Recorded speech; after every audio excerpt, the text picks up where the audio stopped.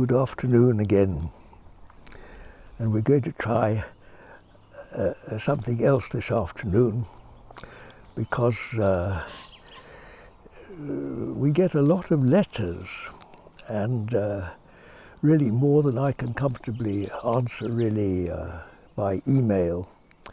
And so I hope you don't mind if I bring some of these letters and go through them now, and I hope that my answers will be of interest to more than just the writer of the letter. You'll have to put up with me wearing my glasses. Now this is an easy one. I can soon deal with this. It's from a chap called Frumpy Doggy. Anyway, he says, do you believe in ghosts or have you ever had spooky experiences? Now, to give you a serious answer to this, anyone that's seriously interested in spiritual work, he has to learn how to deal with all sorts of phenomena that arise in the mind. And there's one golden rule. If you're following any sort of system of meditation, go beyond it. Don't play around with visions, good or bad. The mind can produce anything whatsoever, any sort of phenomena, and you can spend a lifetime analysing it, writing books about it, reading about all these different phenomena. But what you really want, if your aim is to get closer to God, these things are simply, they're just distractions along the way. So come back to your practice of meditation, whatever it is you're doing, and just let them go. It's really of no matter whether I believe in them or not. They're just ships that pass in the night. Be done with them. Now another similar letter from Cool Skater. If you've ever seen light or sparkles of light, or when you pray or have your eyes closed, same sort of thing, it's just curiosity, dear. You get all sorts of these things. All visions they can be encouraging, in which case be encouraged by them, or frightening or discouraging, in which case just pass them by, but go beyond. A vision is only a vision. It's a visual image of something. God's beyond all that. Go beyond it, dear, into the unseen and the unknown. Don't waste your time thinking about visions.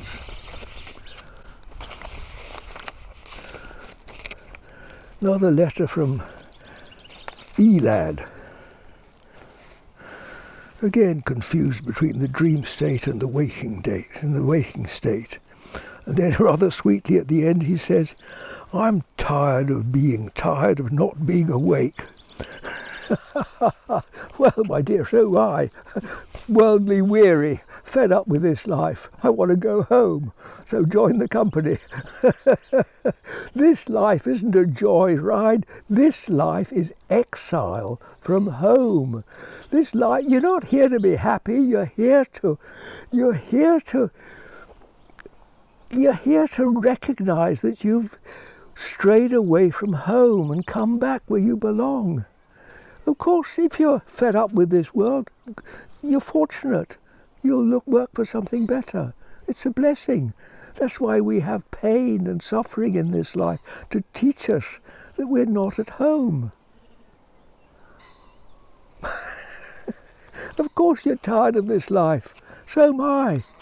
Hang on, keep working, dear. You can't go home until you're ready. You've got to pass your exams. You've got to grow beyond all this stuff. This one from Tom. Now then, Tom.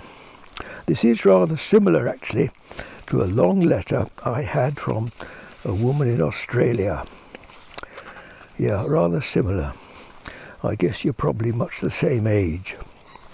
And you're both you both sent me a long account of all your various your sort of CV of spiritual qualifications. Brilliant websites, absolutely on the ball, got an answer to everything. God bless you. Do you know, I was a bit like that when I was 47. I knew the answer to everything. I'd been studying meditation for 20 years. I didn't have a website, I don't think they existed then. But I did a lot of going around lecturing and talking about meditation to anybody who'd ask me, and guiding it. And then what happened? Oh my dears, I had a tumble. I was very, very humbled, and I had to face several years of depression. And all that carefully erected spiritual confidence of mine shrank. The bubble was pricked. So, the best thing that can happen to spiritual know-alls is to have their bubble pricked. The only safety in this world is humility. And I've got a rooted suspicion of anybody who thinks they know. Because the human condition is that of ignorance. And anybody that's foolish enough to think that they've got any sort of answers or that they're competent to teach spirituality, well, I suggest, my dear, you examine your credentials, and well, in a way it's almost impossible to do it yourself, but I can assure you that the blessing of God is, well, I hope that the blessing of God is that your bubble will be pricked and you will be brought down, dear, to simple common sense. Feet on the ground. And all this airy-fairy stuff about New Age answers to everything, all this latest clever what have you, therapies they call it, healing therapies. Well, take it with a pinch of salt. This world's full of the blind leading the blind. Be careful. And that is why, and now this is very important, especially this woman from Australia. You see, she's, after having all the answers, she's had 2 years now of lost, you see. If I quote, I felt that by living his teaching, all would become revealed in due course. And I'm losing faith. Look at me, I can't even stand on my feet properly. I haven't got my stick with me today. I'm losing faith in the truth. It's been going on for 2 years. What I don't understand is why it's so relentless and nothing seems to dissolve or alter it. So I'm reaching out in the hope it can bring some level of trust or hope, because I'm beginning to question my normality. Well, dear, bully for you, you're fortunate. The moment we start questioning our normality, that's a good sign. 2 years, dear, that's nothing. Good heavens, 2 years of depression, that's nothing. I think I had 7 years of it. Good heavens, 2 years, don't worry about that. My poor mother had over 10 years of depression. No, don't worry about 2 years, dear. 2 years depression is nothing. You count your blessings.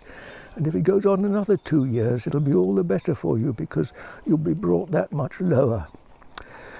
We have to be broken on this way. You see, 1,000,000 times more dangerous than coronavirus is this virus called pride, P-R-I-D-E, pride. And pride is the ego. And one of the prime prides is that I know what it's about. I can sort out my life. I can go to countless retreats and courses and read books and meet clever gurus, and I'll find out how to become enlightened. Well, maybe, but I doubt it, because we are saved not by other people, we are saved by grace, which comes out of from beyond our knowing. It's called the Lord Jesus, the invisible. That's what does it. So anything that we can describe in terms of qualifications or what we know or can do is not it. And normally it's virtually impossible to do this on your own, and this is why we have to be broken. We have to be humbled and brought down. And it's only then that we begin to it's only when we've abandoned all hope in ourselves that you can turn to the one that can help you, which is here now, this invisible presence, which doesn't have a name and cannot be described. And you only see it when you begin to take off unmask these spectacles of your own vanity, of your own pride, of your own qualifications, of your own status in the world of spirituality. You have no status whatsoever. Man is nothing. Man is just dust. It's just nothing. Anything that has a name and a form is not it. John Butler is not it, and neither is Tom, Dick or Harry. What it is this. Here now.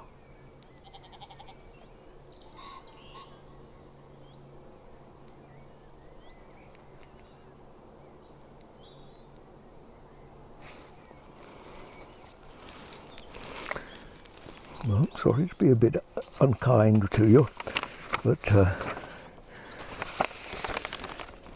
that's the way it is.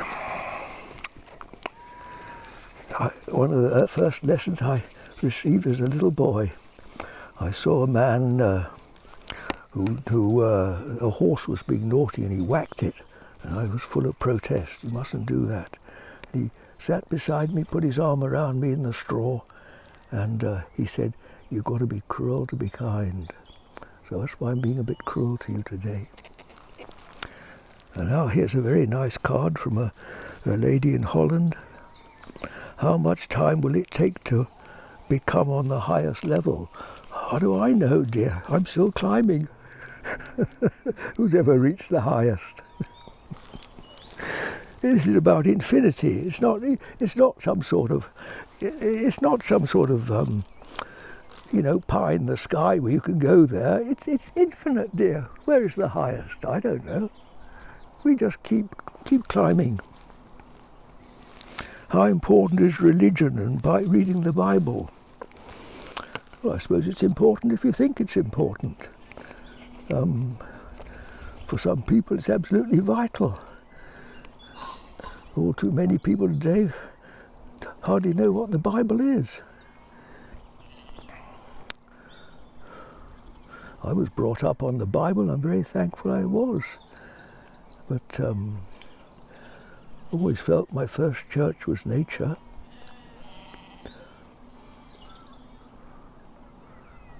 Always felt the real book of God was nature. But I know the Bible very well. It depends, dear. For some it is, for some it isn't. Is it enough to follow our hearts and go on each day? I am not sure. Well, dear, neither am I. The only thing I'm sure about is standing here now, feet on the ground. I feel this invisible presence, the invisible friend.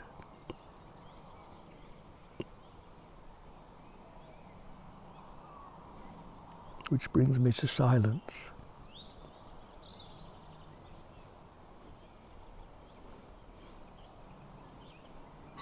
Forgive all that torrent of words, it's just words.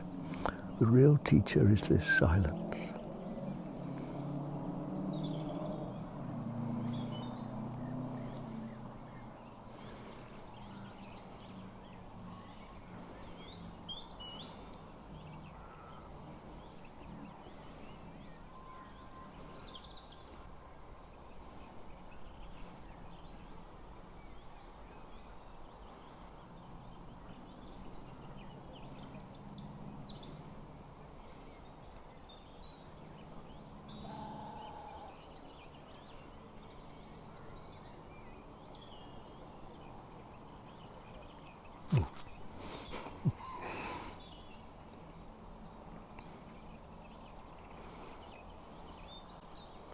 Well, you see, when we rest in silence, that little phrase, God bless you, it actually becomes operative, doesn't it?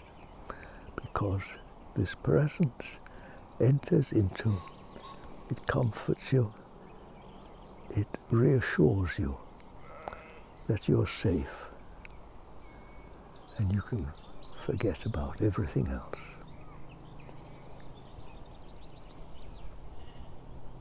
Until tomorrow.